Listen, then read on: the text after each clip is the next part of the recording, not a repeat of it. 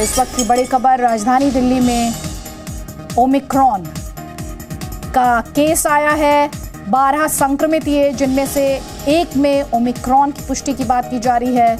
12 लोग ये विदेश से लौटे थे।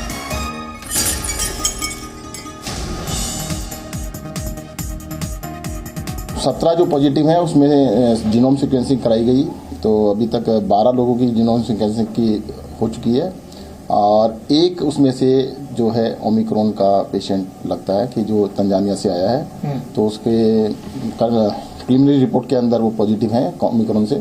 फिर भी जो लैब से फाइनल रिपोर्ट इशू की जाएगी वो कल की जाएगी, बट हाँ कि 12 में से शुरुआती रिपोर्ट में एक मरीज ओमिक्रॉन का पॉजिटिव है जी। ये तंजानिया से आए थे और 12 लोगों की जीनोम सीक्वेंसिंग की प्रीलिमिनरी रिपोर्ट आ चुकी है, शुरुआती रिपोर्ट आ चुकी है। उसमें से 11 को नहीं, ओमिक्रॉन नहीं है, नॉर्मल कोरोना है। और ओमिक्रॉन का पहला मामला दिल्ली में आया, ये कह सकते हैं? हाँ, दिल्ली में पहला है और देश में शायद ये 5वां कह सकते हैं। तो अभी आपने सुना डिटेल देते हुए सत्येंद्र जैन ये बताते हुए कि किस तरह से 12 लोगों की सीक्वेंसिंग कराई गई, जिसमें से एक में, यहाँ पर स्पष्ट करते हुए कि प्राइमरी रिपोर्ट में ओमिक्रॉन की पुष्टि की बात कही जा रही है। हालांकि अभी लैब से रिपोर्ट आना बाकी है। तो 17 केसेस, उसमें से 12 की सीक्वेंसिंग, उसमें से जो 11 है उन्हें ओमिक्रॉन वेरिएंट नहीं है, लेकिन एक मरीज ऐसा है जिसमें ओमिक्रॉन की प्राइमरी रिपोर्ट में पुष्टि हुई है। और ये 12 संक्रमित जो हैं, कहा जा रहा है कि ये विदेश से वापस आए हैं, विदेश से लौटे हैं।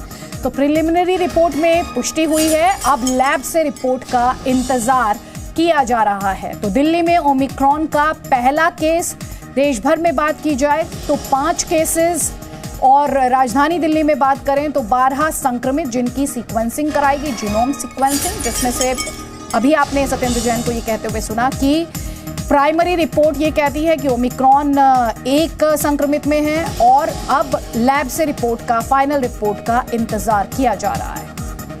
अब आपको मैप के माध्यम से दिखाते हैं कि देश में ओमिक्रॉन के केसेस कहां-कहां हैं। तो अपने स्क्रीन पर आप देख रहे हैं, जैसा कि बता रहे हैं, राजधानी दिल्ली, जहां अभी आपने सत्येंद्र जैन को बताते हुए सुना, पहला केस। कर्नाटक में 2 ओमिक्रॉन केसेस की पुष्टि, गुजरात में भी 1 केस की पुष्टि और मुंबई में 1 संक्रमित की पुष्टि। तो ये वो 5 केसेस के डिटेल जिनके बारे में हम इस वक्त आपको बता रहे हैं।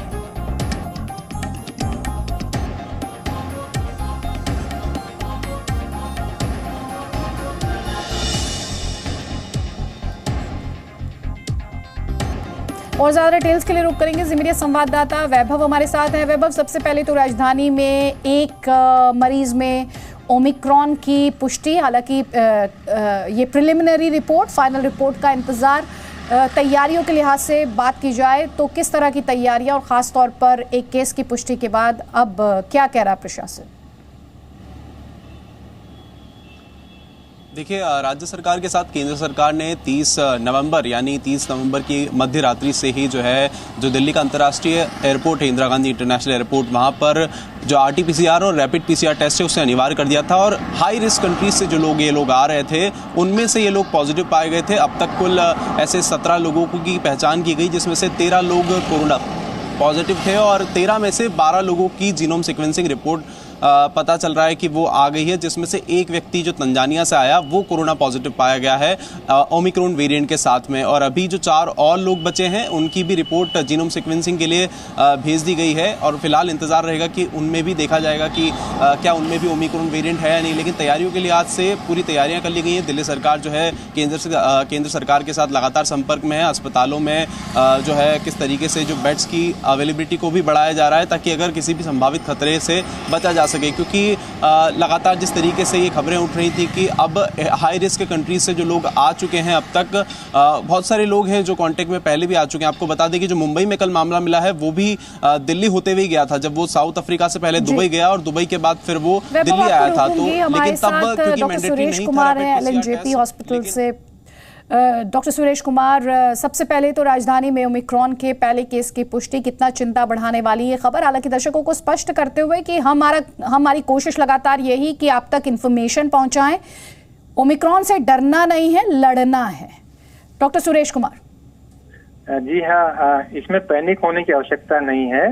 हमें ये जो हमारे पास एक इंडियन सिटीजन ही तंजानिया से आया था और हमने उसका 4 दिन पहले भेजा था ये जीन सीक्वेंसिंग, उसका रिपोर्ट अभी आया है और बाकी 7 लोगों के नेगेटिव आए हैं जो हमने फर्स्ट डे भेजे थे और इसका पॉजिटिव आया है और ये 37 ईयर का है और इसमें जो सिम्टम्स हैं वो बहुत माइल्ड होते हैं, कोई ज्यादा रेस्पिरेटरी फेलियर या ज्यादा आईसीयू का रिक्वायरमेंट नहीं होता है और पेशेंट, ज्यादातर जो पेशेंट हमारे एडमिट हुए हैं वो सभी के सभी अभी स्टेबल हैं लोकनायक में। आप कह रहे हैं कि जो पेशेंट्स आपके यहाँ एडमिट हुए हैं वो स्टेबल हैं। आपसे ये भी जानना चाहूंगी कितने टोटल सैंपल्स आपने भेजे हैं और जो आपने माइल्ड सिम्टम्स का जिक्र किया ओमिक्रॉन, डेली हमारे पास 4-5 पेशेंट एयरपोर्ट से रेफर्ड होते हैं। तो जैसे 1 दिसंबर को भी भेजे हैं, 2 को, 3 को और आज भी हमारे पास 4 पेशेंट आए हैं। तो जैसे जैसे पेशेंट आते हैं उसी हिसाब से हम जीन सीक्वेंसिंग के लिए सैंपल भेजते हैं। उससे पहले हम RT-PCR से दोबारा उस पर कंफर्म करते हैं, RNA उसका एक्सट्रैक्ट होता है, then we send the sample for gene sequencing. Doctor Suresh Kumar, आपने कहा कि एयरपोर्ट से पेशेंट्स आ रहे हैं, क्या कोई रीजन विशेष है, कोई क्योंकि लगातार ओमिक्रॉन को साउथ अफ्रीका के साथ कनेक्ट करके देखा जा रहा है। अभी आपने जिस पेशेंट का जिक्र किया, ओमिक्रॉन जो है अभी 30 से ज्यादा देशों में ओमिक्रॉन के मामले सामने आए हैं, यूके से, फ्रांस से और आप देखिए कि अफ्रीका से, तंजानिया और नीदरलैंड।